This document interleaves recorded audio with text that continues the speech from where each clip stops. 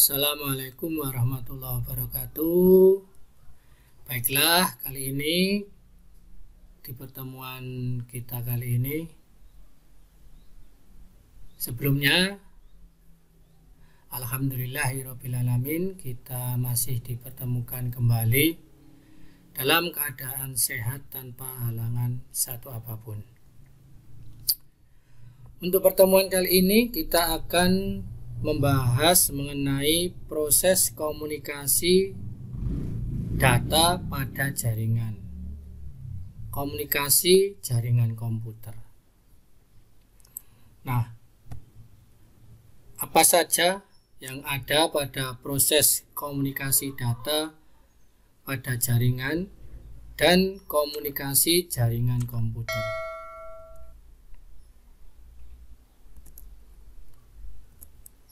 Yang pertama, komunikasi jaringan komputer. Komunikasi jaringan komputer adalah jaringan telekomunikasi yang memungkinkan antar komputer untuk saling bertukar data. Tujuan dari jaringan komputer adalah agar dapat mencapai suatu tujuan. Setiap bagian dari jaringan komputer dapat meminta dan memberikan layanan atau servis. Selain itu, peran jaringan komputer sangat diperlukan untuk mengintegrasi data antar komputer-komputer klien sehingga diperolehlah suatu data yang relevan. Pihak yang menerima layanan disebut sebagai klien. Kemudian pihak yang memberikan layanan disebut sebagai server. Dengan desain ini disebut sebagai sistem client server dan digunakan pada hampir seluruh aplikasi jaringan komputer.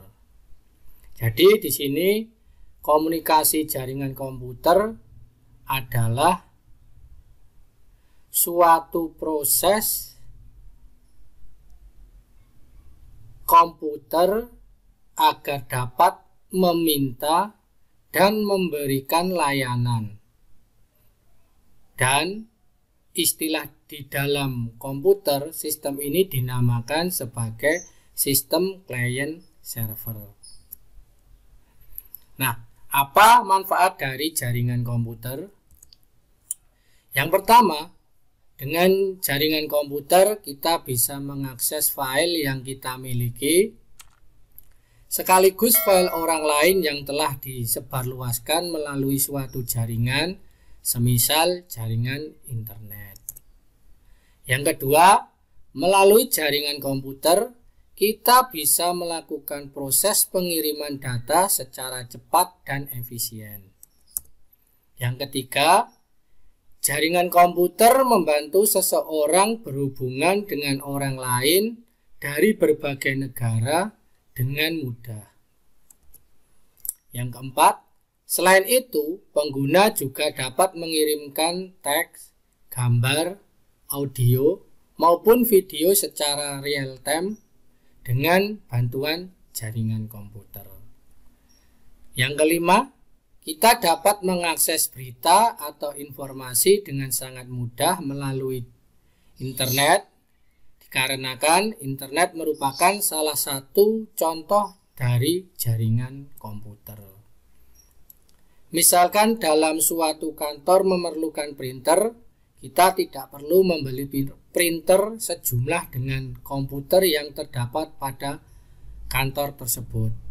Kita cukup membeli satu printer saja, kemudian kita lakukan dengan menggunakan servis dari sebuah jaringan.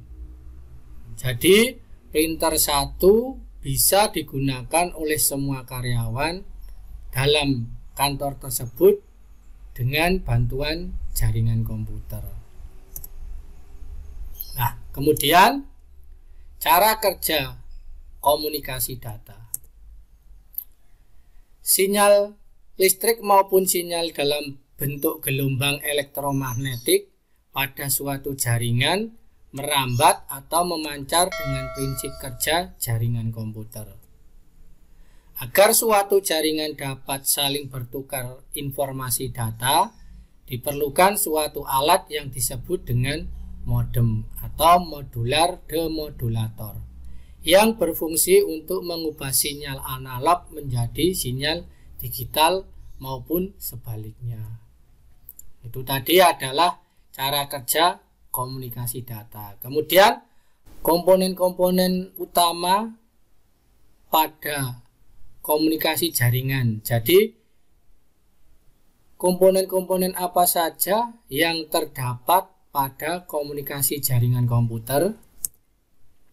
Yang pertama adalah disebut sebagai sender, yaitu suatu proses dalam mana seseorang atau beberapa orang atau kelompok, organisasi atau masyarakat menciptakan dan menggunakan informasi. Jadi sender di sini adalah suatu proses dalam seseorang ataupun kelompok ataupun organisasi ataupun yang lainnya yang menggunakan informasi.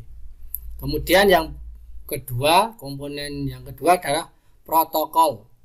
Sebuah aturan atau standar yang mengatur atau mengizinkan terjadinya hubungan komunikasi dan perpindahan data antara satu atau lebih titik komputer. Yang ketiga, media transmisi, yaitu media yang menghubungkan antara pengirim dan penerima informasi ataupun data. Karena jarak yang jauh, maka data terlebih dahulu diubah menjadi kode atau isyarat. Dan isyarat inilah yang akan dimanipulasi dengan berbagai macam cara untuk diubah kembali menjadi data.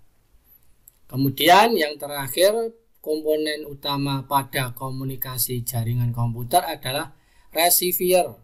Receiver adalah penerima pesan, dan yaitu pihak yang menjadi sasaran pesan yang dikirimkan oleh sumber atau komunikator.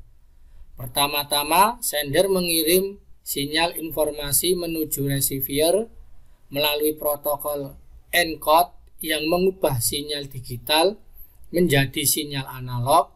Kemudian sinyal tadi melalui media transmisi dan melalui protokol kedua didekode kembali menjadi sinyal digital sebelum masuk ke receiver. Dalam hal ini, protokol dapat diistilahkan seperti penerjemah informasi data. Jadi, di sini ada beberapa komponen utama. Yang pertama adalah sender. Sender itu adalah sebagai sumber dari komunikasi data. Jadi yang menjadi sumber itu disebut yang menjadi sumber komunikator atau komunikasi jaringan adalah sender. Kemudian yang menerima adalah receiver. Jaringan komputer dibagi menjadi 5 kategori. Apa saja? Yang pertama, berdasarkan jangkauan geografis.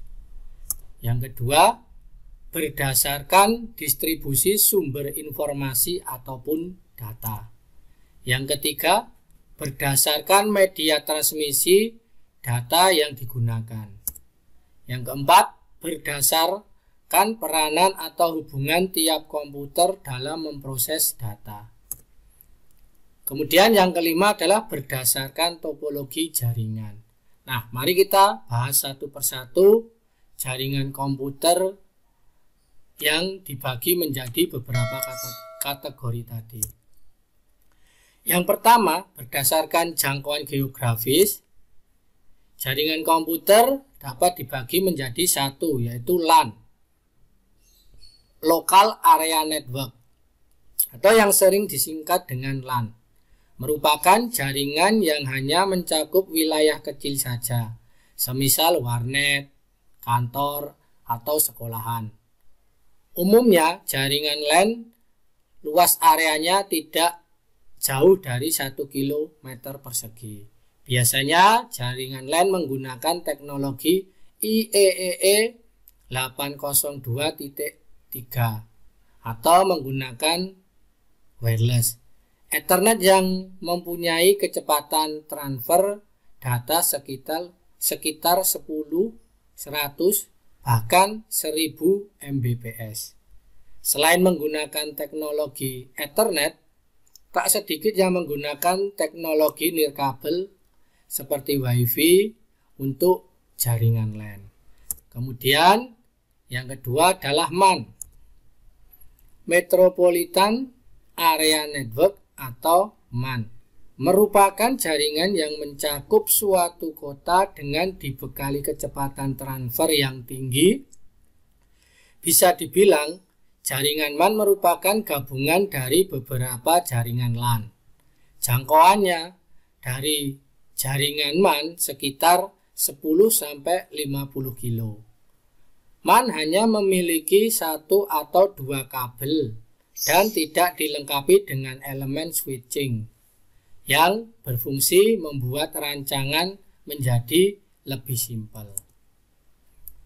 Yang ketiga adalah WAN atau Wide Area Network atau WAN, merupakan jaringan yang jangkauannya cukup daerah geografis yang luas, semisal sebuah negara, bahkan benua.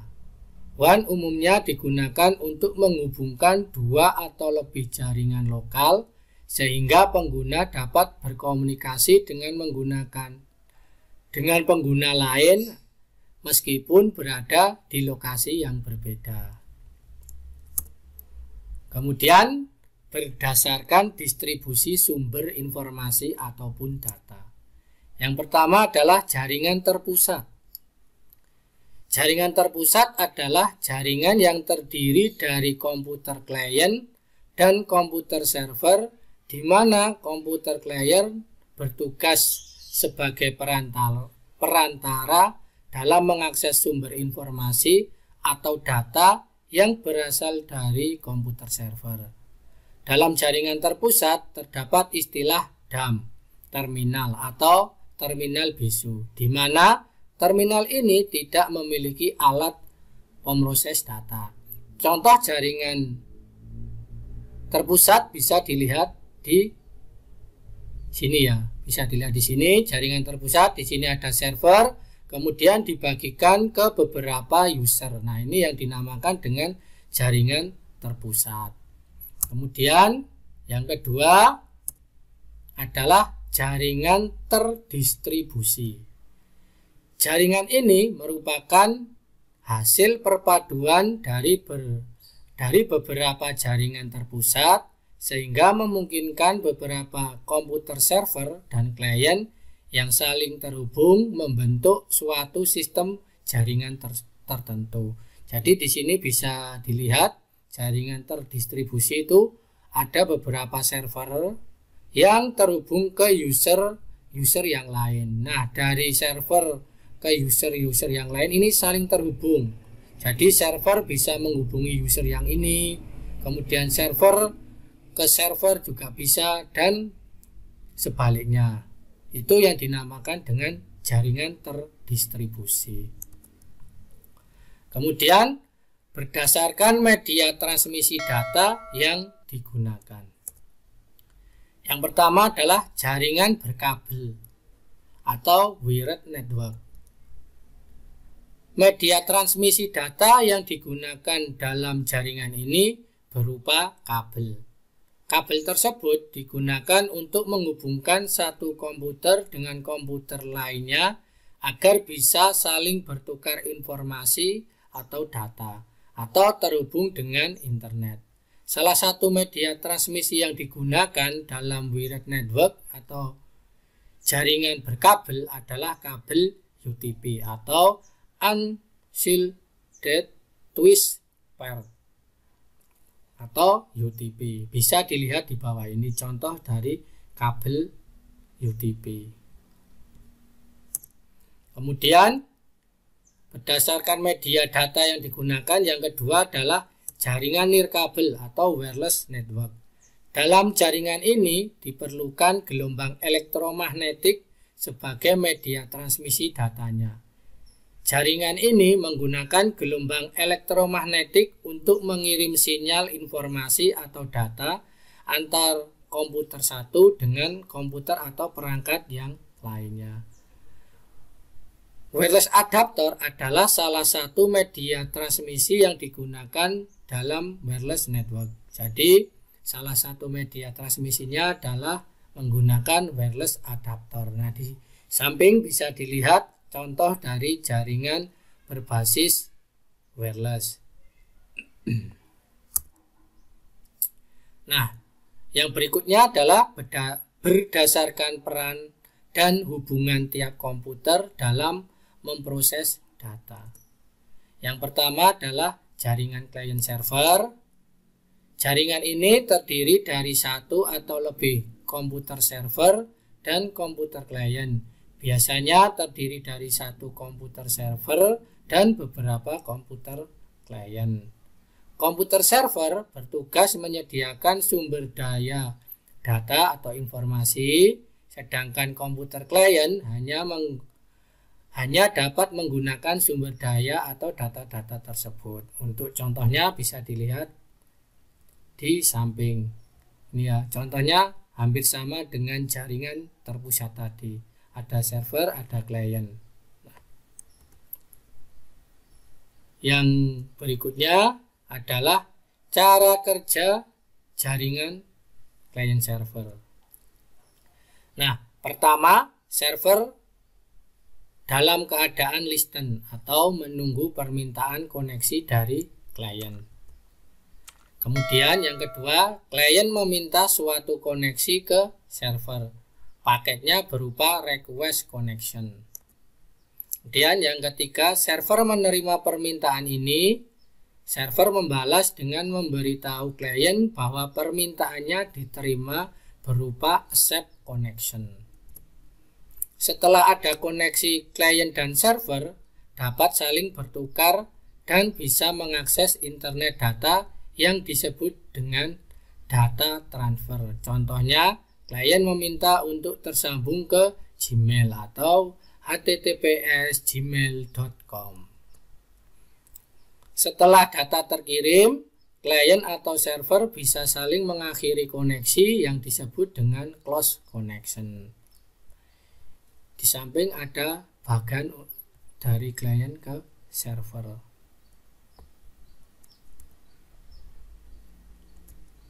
Nah, kita lanjut yang berikutnya. Jenis jaringan berdasarkan peranan dan hubungan tiap komputer dalam memproses data. Yang tadi adalah jaringan client server, yang kedua adalah jaringan peer-to-peer. Apa bedanya? Kita bahas. Dalam jaringan ini, masing-masing komputer, baik komputer server maupun komputer klien, mempunyai kedudukan yang sama. Jadi komputer server dapat menjadi komputer klien dan sebaliknya komputer klien juga dapat menjadi komputer server. Jadi di sini ada dua komputer. Kalau yang client server yang sebagai server hanya satu, yang klien hanya satu. Kalau menggunakan jaringan peer-to-peer antara server dan klien bisa saling mengisi. Nah, yang berikutnya berdasarkan topologi jaringan. Yang pertama, jaringan bus. Jaringan yang tersusun rapi seperti antrian dan hanya menggunakan satu kabel koaksial. Dan setiap komputer terhubung ke kabel menggunakan konektor yang namanya konektor BNC. Dan kedua ujung dari kabel koaksial harus diakhiri oleh terminator. Ini di bawah ini adalah contoh dari jaringan bus yang membentuk bus ya. Kemudian yang kedua berdasarkan topologi jaringan yaitu jaringan star. Nah, jaringan star adalah topologi atau topologi star. Topologi star atau bintang merupakan salah satu bentuk topologi jaringan yang biasanya menggunakan switch atau hub untuk menghubungkan klien satu dengan klien yang lainnya. Ini adalah contoh dari topologi star.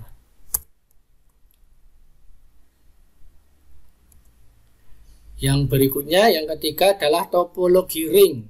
Nah, topologi ring atau cincin merupakan salah satu topologi jaringan yang menghubungkan satu komputer dengan komputer lainnya dalam suatu rangkaian melingkar mirip dengan cincin. Biasanya topologi ini hanya menggunakan line card untuk menghubungkan komputer satu dengan komputer lainnya. Ini adalah contoh dari topologi ring yang membentuk seperti ring ya, seperti ring. Ini adalah file server, kemudian ada workstation, ada 1 2 3 4. Nah, itu adalah jaringan topologi ring. Kemudian yang ketiga adalah topologi mesh. Topologi mesh merupakan bentuk topologi yang cocok dalam hal pemilihan rute yang banyak. Hal tersebut berfungsi sebagai jalur backup pada saat jalur lain mengalami permasalahan. Ini adalah topologi mesh. Bisa dikatakan gabungan dari topologi star dan topologi yang lainnya ini. Jadi kelebihannya di sini adalah apabila ada jalur yang lain terganggu, maka ada jalur backup yang menangani untuk masalah tersebut. Kemudian yang keempat, berdasarkan topologi jaringannya adalah topologi tree atau pohon, merupakan gabungan antara topologi star dan topologi bus. Topologi jaringan ini biasanya digunakan untuk interkoneksi antar sentral dengan hierarki yang berbeda-beda. Ini adalah contohnya gabungan dari bus dan jaringan star ya. Topologi bus ini kemudian topologi star ini digabung menjadi satu yang dinamakan dengan topologi tree.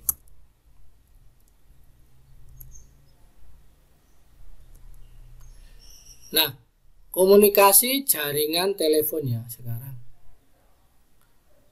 Telepon adalah alat komunikasi yang digunakan untuk menyampaikan pesan suara, terutama pesan yang berbentuk percakapan dengan cara menerjemahkan sinyal menjadi suara. Ini menerjemahkan sinyal menjadi suara ya, maaf ini ada kekeliruan penulisan. Proses komunikasi jaringan telepon. Nah, proses komunikasi jaringan telepon seluler ialah telepon seluler menggunakan sistem wireless.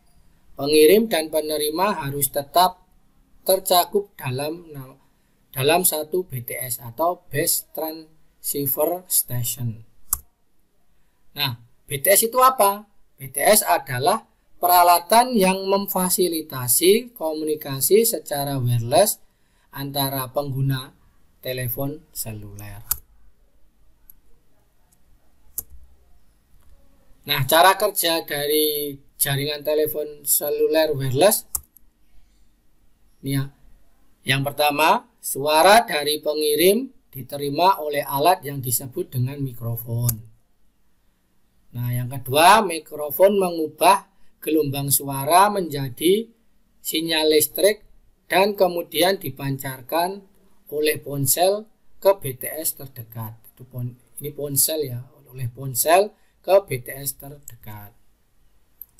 Sinyal, kemudian yang ketiga, sinyal tersebut diterima oleh BTS dan sinyal tersebut diteruskan ke pusat telekomunikasi. Kemudian yang keempat, dari pusat telekomunikasi, sinyal diteruskan kepada BTS terdekat, kemudian diteruskan ke si penerima. Kemudian yang kelima, setelah sampai kepada penerima, maka sinyal tersebut diubah lagi menjadi gelombang suara oleh alat yang disebut dengan speaker. Jadi pengirim suara diterima oleh mikrofon, kemudian yang menerima suara ini nanti sinyal akan dirubah menggunakan alat yang namanya speaker.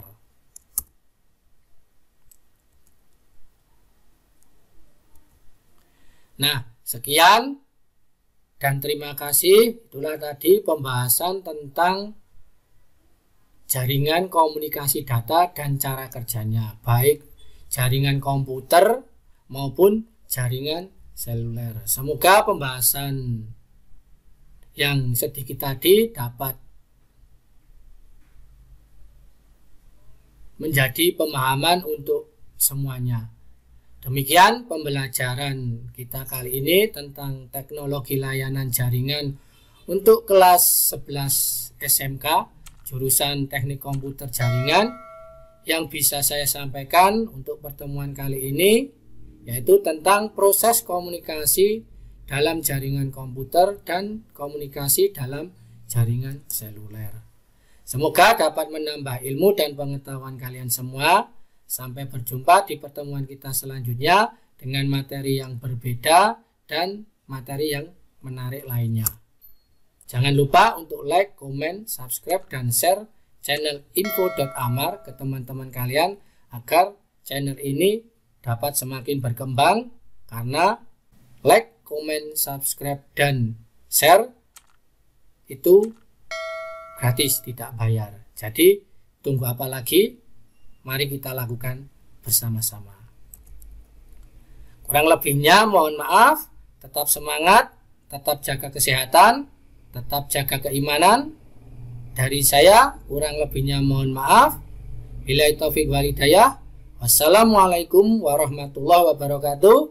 Sampai bertemu atau berjumpa di kesempatan lainnya dengan materi yang lainnya.